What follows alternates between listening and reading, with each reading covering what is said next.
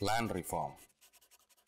Secara singkat, Gunawan Wiradi mendefinisikan reforma agraria adalah pengaturan kembali atau perombakan penguasaan tanah. Pengaturan kembali dan perombakan mensyaratkan adanya perubahan sistem penataan, relasi, dan struktur penguasaan tanah. Reforma agraria di Indonesia melalui Undang-Undang Pokok Agraria cenderung bercorak neopopulis, bersifat redistributif dengan batasan penguasaan berdasarkan kebutuhan dan kemampuan berkeluarga.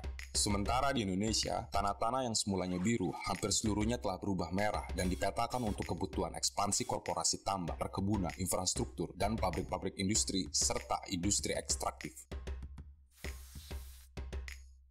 Karena itu land reform dibutuhkan dengan menjalankan agenda redistribusi tanah dengan pemberian akses tanah pada tunakisma atau keluarga tani tak bertanah dan petani yang menguasai tanah sempit. Redistribusi tanah juga harus ditunjang oleh pemberian akses terhadap modal, akses pembukaan pasar, dan akses terhadap pengetahuan agar tanah yang telah diredistribusi tidak dijual kembali.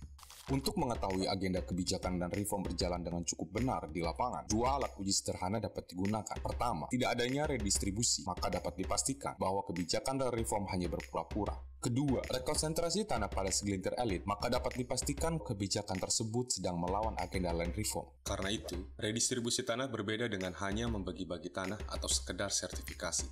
Wujudkan reforma agraria sejahtera.